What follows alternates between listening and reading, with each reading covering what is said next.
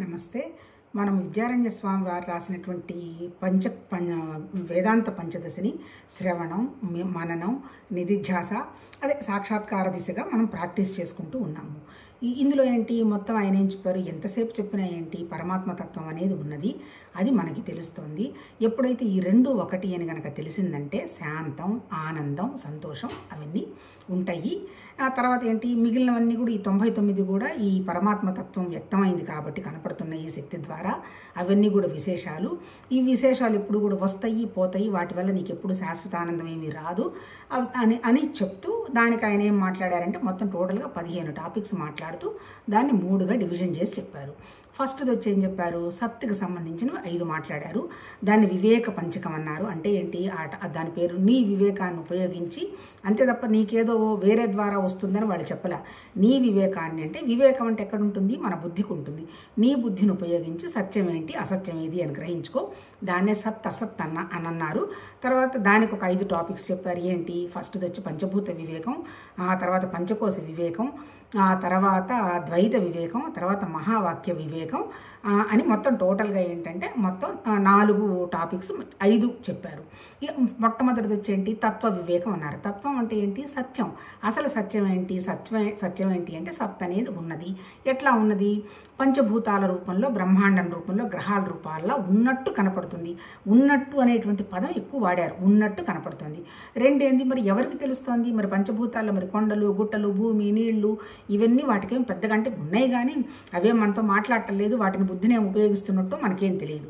మరి తెలిసేది ఎవరికి, పంచకోశాలకు తెలుస్తాయి అన్నాడు. పంచకోశాలంటే ఎవరు, జీవత్వం అంటే లైఫ్ అనమాట. ఎవరు లైఫ్, మనమే లైఫ్. ఏమున్నాయి మన దగ్గర, అన్నమయ కోశం, మనోమయ కోశం, ప్రాణమయ కోశం, విజ్ఞానమయ కోశం, ఆనందమయ కోశం అనేటువంటి 5 భాగాలు ఉన్నాయి మనకి. అన్నమయ కోశం అంటే ఏంటి, మన శరీరం. శరీరం మళ్ళీ మనసు, ప్రాణం కూడా అన్నమయ శరీరం కిందకే వస్తాయి. ఆ తర్వాత ఇవి నడిపిస్తున్న దాన్ని ఎవరు నడిపిస్తున్నది, మన యొక్క బుద్ధి తెలివితేటలు నడిపిస్తున్నాయి, అది విజ్ఞానమయ కోసం. ఎందుకు నడుస్తున్నాము, అది ఒక ఆనందమయ స్థితి కోసం చేస్తున్నాము.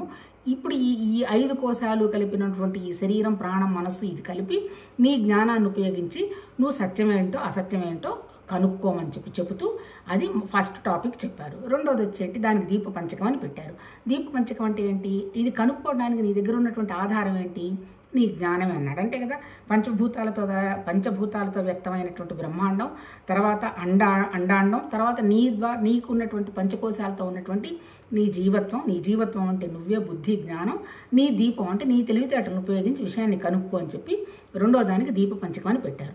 ఇందులో మళ్ళీ 5 టాపిక్స్ చెప్పారు. ఏంటవి, చిత్రదీప ప్రకరణం, తృప్తి దీప ప్రకరణం, తర్వాత కూటస్థ దీప ప్రకరణం, ధ్యానదీప ప్రకరణం, నాటక దీప ప్రకరణం అన్నారు.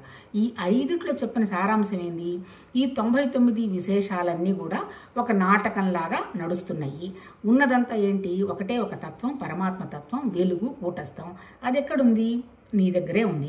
నువ్వేం చేయాలి, ఈ ప్రపంచాన్ని, ఈ జీవత్వాన్ని కూడా ఒక నాటకంగా పరిశీలిస్తూ, నాటకం తప్ప ఏమీ లేదు అని పరమాత్మ సంతోషాన్ని, ఆనందాన్ని ఈ జీవత్వం ద్వారా వ్యక్తమయ్యేట్టు చూడటం తప్ప ఇంకొకటి లేదు. సత్ చిత్తు 2 ఒకటే. ఆ ఉండడము, ఈ తెలియడము 2 కూడా నిరాకారమే. ఈ 2 కలిపి ఒకటే అనేటువంటి విషయం గ్రహించడం ఆనందం అని చెప్పి ఆనంద పంచకం చెప్పారు. ఈ ఆనంద పంచకంలో ఏం మాట్లాడారు, బ్రహ్మానందం, తర్వాత ఆత్మానందం, 3వది వచ్చి అద్వైతానందం, 4వది వచ్చేమో విద్యానందం, ఇప్పుడు 5వది మాట్లాడుతున్నారు విషయానందం.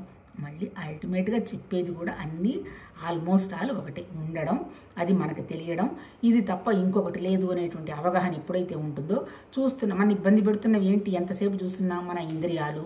తర్వాత ఇంద్రియాలంటే మన కళ్ళు, ముక్కు, చెవులు ఇవి. ఆ తర్వాత ఇంద్రియాలు మళ్ళీ మన జ్ఞానేంద్రియాలు అవి. కర్మేంద్రియాలంటే కాళ్ళు, చేతులు, ఎక్స్క్రెషన్ ఇవన్నీ వస్తాయి. వీటిని నడిపిస్తున్నది ఎవరు, ఈ ఆలోచనలు వస్తున్నది ఎక్కడ వస్తున్నాయి, మనసులో వస్తున్నాయి. మనసులో అసలు ఎందుకు వస్తున్నాయి ఆలోచనలు, మన జ్ఞాపకాల్లో మనం తయారు చేసుకున్నటువంటి మన చైతన్యం అన్నా, చిత్తం అన్నా, జ్ఞానం అన్నా, పరమాత్మతత్వం అన్నా ఒకటే. ఆ చైతన్యం చిన్న మనసు, శరీరం వరకే కనుక పెట్టుకొని ఉంటే అది జీవాత్మ. అలా దాన్ని తర్వాత ఇంద్రియాల వరకే పెట్టుకొని ఉంటే ఇంద్రియాత్మ. ప్రాణం వరకే పెట్టుకొని ఉంటే ప్రాణాత్మ, కర్త నేనే అని పెట్టుకుంటే కర్తృత్వాత్మ, జ్ఞానం నేనని పెట్టుకుంటే విజ్ఞానాత్మ, ఆ తర్వాత నేను కాదు లోపల ఉన్నది నేనని పెట్టుకుంటే ప్రత్యేగాత్మ, ఇదంతా కాదు ఇంకా వ్యాపించిందని పెట్టుకుంటే పరమాత్మ, బ్రహ్మం. అంటే అల్టిమేట్ ఏంటి? ఆత్మ అంటే జ్ఞానం, అంతే. నువ్వు ఏ జ్ఞాన స్థితిలో ఉండాలి అని నువ్వు కనుక్కోవటమే నీ స్థితి, అంతకంటే ఏం లేదు. నీ స్థితిని కనుక్కో, నీ కండిషన్ ఏంటి, కండిషన్ ఏంది అంటుంటారు. కండిషన్ ఎట్లా కనుక్కుంటావు? నీకున్నటువంటి ఆలోచనలను గ్రహించుకొని నువ్వు ఏ స్థితిలో ఉన్నావు, శాంతంగా ఉన్నావా, సుఖంగా ఉన్నావా, సంతోషంగా ఉన్నావా, పరమాత్మతత్వంలో ఉన్నావా అనేది నువ్వే గ్రహించుకోవాలంటారు. దానికి నీ దగ్గర నుంచి ఎక్స్పాన్షన్ జరగాలంటాడు. ఎక్స్పాన్షన్ అంటే ఆల్రెడీ నువ్వు శుద్ధ చైతన్యమే. ఈ శుద్ధ చైతన్యం కాస్త శరీరం, మనసు, ప్రాణమే లిమిటెడ్గా పెట్టుకొని చిన్నదైపోయింది. నువ్వు ఎక్స్పాండ్ చేసుకొని నేనే శుద్ధ చైతం అనేటువంటి స్థితిలో నువ్వు ఉండగలిగి చూస్తే ఈ కనపడుతున్నవన్నీ కూడా నీలో ఉన్నవేను, నువ్వు తయారు చేసుకున్నవేను. ఇవి కొన్నాళ్ళు ఉంటాయి, కొన్నాళ్ళు పోతాయి, కానీ ఉండేదంతా ఒకటే తత్వం అనేటువంటి నీకు అవగాహనకు వస్తుంది అని అల్టిమేట్గా అంతా చెప్పింది అద్వైత ఆనందం. అద్వైత ఆనందం అంటే ఉండడం అనేది ఒకటే ఉన్నది. ఇన్ని ఉండడం అంటే ఒకటి అంటే అంటే రెండు కాకుండా ఉన్నది ఒకటి అంటే అది పరమాత్మతత్వమే, ఇది పరమాత్మతత్వమే అంటాడు. అది పరమాత్మతత్వమే, ఇది పరమాత్మతత్వమే అంటే అద్వైతవాదంలో ఏం చెప్తున్నాడు? నామరూపాలన్నీ కూడా ప్రపంచం, అది పరమాత్మ సృష్టి. అట్లాగే మన జీవత్వం కూడా పరమాత్మతత్వంలో నుంచి వచ్చినదే. అంటే ఏంటి? నీ కంటికి కనపడుతున్నది, ఎదురుగా ఉన్నది అంతా కూడా ఒకటే తత్వం తప్ప అన్నీ నువ్వు కలుపుకొని చూడాలి అనేటువంటి విషయాన్ని చెప్తూ, ఇప్పుడు అది కలుపుకొని చూడడం అనేది విద్య, అంటే ఒకటే భావంగా చూడడం విద్య అని చెప్తూ, ఇప్పుడు నిన్న విషయానందం గురించి కొంతసేపు మాట్లాడి ఈరోజు ఏం చెప్పారు ఆయన విషయానందం గురించి, ఈరోజు వాడిన పదాలేంటి, నిన్న చెప్పారు కదా అన్ని సపరేట్గా ఎప్పుడైతే చూస్తావో అది కలగజేస్తుంది. సపరేట్గా చూడకూడదు, అంతా నీ సృష్టిను నువ్వు తయారు చేసుకున్నదే కాబట్టి ఆ రకంగా కనుక పరిశీలన చేసుకుంటూ పోతే ఏ విషయం కూడా నేను ఇబ్బంది పెట్టదు అన్నట్టు నిన్న చెప్పినట్టు ఉన్నారు. నిన్న మనం మాట్లాడుకున్న దాంట్లో ఈరోజు ఏం చెప్పారు? ఈ రోజు రెండు పదాలు వాడారు. ఏంటి? ఘోరము, మూఢము అని వాడారు. ఘోరం, మూఢం అని ఎక్కడ మాట్లాడారు? ఘోరం, మూఢం అంటే ఏంటి? అంటే అఖండంగా ఉన్నటువంటి పరమాత్మతత్వాన్ని మనం ఖండాలుగా చేసి ముక్కలుగా చూస్తున్నాము అంటాడు. అంటే ఉన్నదంతా ఒకటే కదా, అంటే అంతే కదా, మనకెప్పుడు భేదమే కదా. భగవంతుడు వేరు, నేను వేరు, ఆ తర్వాత ఎక్కడో భగవంతుడు ఉన్నాడు, ఆయన పోయి మనం కలుసుకోవాలి అని భక్తిభావం. అట్లా ఒక్కొక్క సిద్ధాంతం ఒక్కొక్కటి చెప్పింది అని మళ్ళీ ఈరోజు కొంచెం సిద్ధాంతాల గురించి మాట్లాడారు. ఏంటి? ఫస్ట్ ఆయన ఆరంభవాదం అని మాట్లాడారు కదా. ఆరంభవాదం అంటే ఏంటి? పరమాత్మ ఎక్కడో కూర్చున్నాడు, ఆయన సృష్టి చేస్తున్నాడు అని ఆరంభవాదులు అంటారు. తర్వాత పరిణామవాదులు ఏమంటారు? అట్లా మనము భగవతత్వాన్ని కలుసుకోవటానికి వ్యాపింపు చేసుకుంటూ ఉండాలి, కాన్షియస్నెస్ అంటే మార్పులు చెందుకుంటూ ఉండాలి అని పరిణామవాదం అంటాడు. ఇప్పుడు ఈ చెప్పే అద్వైతవాదాన్ని ఏమంటాడు? ఆవర్తవాదం అంటాడు. ఆవర్తవాదం అంటే ఏంటి? ఎఫెక్ట్ కనపడుతుంది, కార్యం కనపడుతుంది, కారణం తెలియదు. ఆ కారణమే పరమాత్మతత్వం అంటాడు. అది మనం కంటితో కానీ, చెవులతో కానీ, నోటితో కానీ చూసేదా? లేదు. కానీ ఆ ఫలితం మనకు తెలుస్తుంది, అంతే కదా. ఆకలి నాకు లోపలేస్తుంది, ఆహారం బయట ఉంది. ఆహారం తిన్న తర్వాత నాకు తృప్తి ఎక్కడ కలిగింది? లోపలే కలిగింది. అంటే ఏంటి? అలాగే నాకు కోపం వచ్చింది, లేకపోతే బాధ వచ్చింది, లేకపోతే నాకు ఆలోచనలు వచ్చాయి, ఇవన్నీ ఎక్కడి నుంచి వస్తున్నాయి?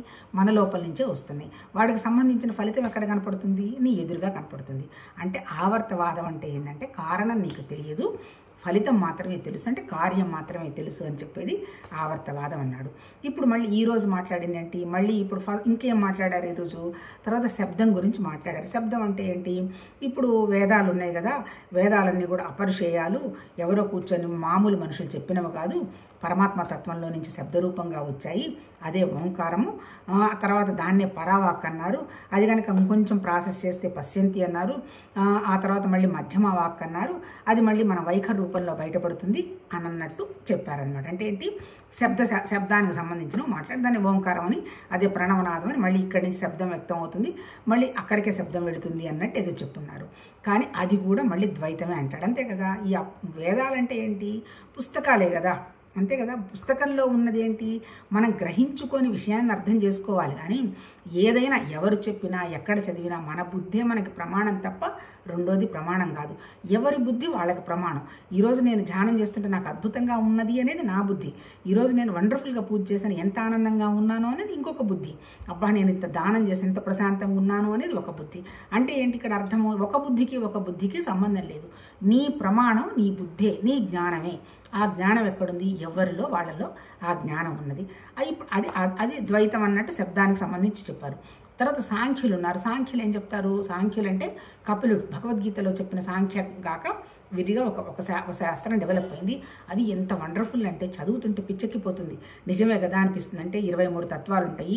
కర్మేంద్రియాలు, జ్ఞానేంద్రియాలు, తర్వాత మన కళ్ళు, ముక్కు, చెవులు ఇవన్నీ వచ్చి 15 అయితే మనసు, బుద్ధి, చిత్తం, అహంకారం ఇవన్నీ వస్తాయి. తర్వాత పంచప్రాణాలు టోటల్గా 23, 24 చెప్తారు. చాలా వండర్ఫుల్గా ఉంటుంది. అది సాంఖ్యవాదం. ఆయన ఏం చెప్తాడు? పురుషుడు ప్రకృతి అంటాడు, ఈశ్వరుడు గురించి చెప్పడు. అంటే మరి ఎట్లా? మరి పురుషుడు ప్రకృతి అంటే ఆ పురుషుడేను ఇదంతా కూడా ప్రకృతి, ఈ రెండు ఉన్నాయి కదా అన్నట్టు ఆయన చెప్తాడు. అంటే ఆ వాదంలో ఏంటి? ఉన్నదంతా పరమాత్మతత్వం ఒకే చోట వ్యక్తమైంది, అది నువ్వేనన్నటువంటి అవగాహన అయితే ఆయన ఇవ్వడు. తర్వాత యోగశాస్త్రం. యోగశాస్త్రానికి ఆద్యుడెవరు? పతంజలి. పతంజలి ఏం చెప్పాడు? యమ, నియమ, ఆసన, ప్రాణాయామ, ప్రత్యాహార, ధారణ, ధ్యాన, సమాధి చెప్తూ ఇక్కడ ఆయన ఏం చెప్తాడు? ఈశ్వరుడు ఒకడు ఉన్నాడు అంటాడు. కానీ మళ్ళీ ఈశ్వరుని నువ్వేంటి, నీలో ఉన్నవన్నీ తొలగించుకుంటూ నువ్వు ఈశ్వరుని చూడాలంటుంటారు. అది యోగం అనమాట. అంటే ఏంది? నాలో ఏదో చెడ్డు ఉంది, ఆ చెడ్డను తొలగించుకుంటూ ఆ ఉన్నదానికి వెళ్ళాలి అంటాడు. కానీ భగవతత్వానికి మళ్ళీ మనం చేసే సాధనకి కొంచెం తేడా ఉంది అని చెప్తాడు. అక్కడ కూడా ద్వైతమే వస్తుంది. తర్వాత ఇంకోటి బుద్ధిజం ఉంది. బుద్ధిజం వచ్చి శూన్యవాదం. నువ్వు శూన్యమైపో, బుద్ధిని శూన్యం చేసుకొని బుద్ధుడు చెప్తాడు. అంటే ఏంటి? ఏ సిద్ధాంతం చూసుకున్నా మనం కాంది ఏదో ఉన్నది అన్నట్టు చెప్తారు. దానికి పెద్దగా అనుభవానికి వచ్చినటువంటి ఆధారాలు ఏమీ లేవు. కాకపోతే ఏ సిద్ధాంతం పాటిస్తున్నా అది వండర్ఫుల్గా ఉంటుంది. సాధన చేసుకుంటూ పోతే దానికి ఏం ఫలితం వస్తుంది అనేది ఎవరికి వాళ్ళకి సంబంధించింది. ఇది మాత్రం వచ్చేంటి? కంప్లీట్గా ఇది జ్ఞానం. ఇక్కడ నువ్వు చెయ్యాల్సిందే లేదు, పొందాల్సిందే లేదు, నీకు భేదమే లేదు, అది నువ్వే అంటాడు. మరి ఈ నువ్వులో ఇప్పుడు నేను ఇబ్బంది పెడుతుంది ఏంటి? ఇప్పుడు ఇక్కడ నేను చెప్పాడు కదా, ఘోరము మూఢం అన్నట్టు చెప్పాడు కదా. ఘోరం అంటే ఏంటి? రజోగుణం. రజోగుణం అంటే ఎంతసేపటికి ఏం చేస్తుంది? మళ్ళీ మనిషి 3 గుణాలు చెప్తున్నాడు కదా. ఆకాశతత్వం లాంటి మనసు ఖాళీగా ఉండేటువంటి ప్రాసెస్ని మనస్సు అంటాడు. దాన్ని సత్వగుణం. వాయుతత్వం వచ్చేటప్పటికి అటు ఇటు కదులుతుంది, అది ప్రాణం. తర్వాత దాని కింద ఉన్నటువంటి మళ్ళీ ఇప్పుడు ఏంటి? మనోమయం, మనోమయం, ప్రాణమయం, మళ్ళీ అన్నమయం వచ్చేసేసి మళ్ళీ వచ్చి మన శరీరం కిందకు వస్తుంది. అంటే ఏంటి? ఇప్పుడు మనలో ఉన్నవేంటి? మనలో 3 ఉన్నాయి. ఏంటి? ఏమున్నాయి? ఎంతసేపు చూసుకున్న అస్థి, భాతి, క్రియ, ప్రియం అన్నట్టు ఒక 5 చెప్తాడు. సత్యం, జ్ఞానం, అనంతం అంటాడు. తర్వాత సచ్చిత్ ఆనందం అంటాడు. ఈ సచ్చిత్ ఆనందం వల్ల ఏంటి? ఈ సచ్చిత్ ఆనందం అనేది బ్రహ్మ యొక్క లక్షణాలు అంటాడు. బ్రహ్మ అంటే ఎవరు? సృష్టి చేసిన బ్రహ్మ కాదు, బ్రాహ్మణ్, పరమాత్మతత్వం. అంటే పరమాత్మతత్వ లక్షణాలు ఏంటి? ఇప్పుడు మనం చదువుకుంటున్న సత్, చిత్తు, ఆనందం అంటున్నారు కదా. సత్ అంటే ఉండడం, చిత్ అంటే ఆ జ్ఞానానికి తెలియడం. ఎందుకోసం ఉన్న ఈ రెండు ఒకటిని కనుక వివరం తెలిస్తే ఆనందం. ఏంటి ఆ ఒకటి? ఒకటి కానిది ఏంది మనకి ఇప్పుడు తెలుస్తోంది? నా శరీరము, నాకు సంబంధించినవి, నేను తయారు చేసుకున్నది తెలుస్తున్నది, నాకు ప్రపంచం తెలుస్తున్నది. ఇప్పుడు నా స్థితి ఎట్లా ఉండాలి? ఇప్పుడు నేనైతే ఎట్లుంటాను? 24 గంటలు ఎక్కడికన్నా పోవాలి, ఏదైనా సాధించాలి, ఏదైనా కొనాలి, ఏదైనా డబ్బులు సంపాదించాలి, ఆ ఆస్తి సంపాదించాలి, ఈ ఆస్తి సంపాదించాలి. అంతేగా జీవితంలో ఇంతవరకే ఉంటుంది. ప్రపంచం గురించి ఏముంటుంది? నేను వేరు, వాళ్ళు వేరు, వాళ్ళకంటే నేను చాలా గొప్ప, ఆ తర్వాత వాళ్ళు నన్ను ఇబ్బంది పెడుతున్నారు, ఈ వస్తువు నన్ను ఇబ్బంది పెడుతుంది అని అంటే మనుషులు అంతే కదా. ఇంద్రియాలు, ఆ తర్వాత వస్తువులు, తర్వాత మన ప్రాణం, మన మనస్సు, ఇంతవరకు ఇవన్నీ ఇంతకంటే దాటలేవు. ఇప్పుడు ఇక్కడ ఏం చెప్తాడు? ఈ ఘోరం అనే పదం ఏంటి? ఎప్పుడైతే నువ్వు విశేషాలను పట్టుకొని కూర్చున్నావో, నీ రజోగుణం పనిచేస్తుందో, నీకు మనస్సు శాంతి అనేది ఒక ఊరికినే అబద్ధం వస్తుంది. కాస్త తాత్కాలికంగా నువ్వేదో కావాలనుకున్నావు, ఒక వస్తువు, ఒక 5 నిమిషాలు ఏదో ధ్యానం బోనం చేసావు, ప్రశాంతంగా ఉందనుకున్నావు, అంతే తప్ప నీకు 24 గంటలు ఆ స్థితి ఉండేటువంటి స్థితి నీ ఘోరం అంటే ఏంటి? ఈ రజోగుణంలో ఉన్నంత కాలం కుదరదు. దానికి ఆయన మహానుభావుడు ఉదాహరణలు ఇస్తాడు. వ్యాపారులు, కళాకారులు, తర్వాత మన ప్రొఫెషనల్స్, ఆ తర్వాత ఇళ్ళు కొనుక్కుందాం అనుకున్న వాళ్ళు, పొలం కొనుక్కున్నాం అనుకున్న వాళ్ళు, ఎవరైనా సరే భౌతికంగా ఏం సాధిద్దామనుకున్నా ఆ శాంతి తాత్కాలికంగా కొంచెంసేపు వస్తుంది, కొంచెంసేపు పోతుంది, కానీ పర్మనెంట్గా ఉండదు. అది ఘోరం అంటాడు. మరి మూఢం అంటే ఏంటి? మూఢం అంటే అసలు అజ్ఞానం, అసలు ఏమీ తెలియదు. అది తమో గుణం. అంటే ఏంటి? మత్తుగా ఏదో నిద్రపోతున్న స్థితి. కానీ మళ్ళీ నిద్రలో అజ్ఞానం ఉంటుంది, కానీ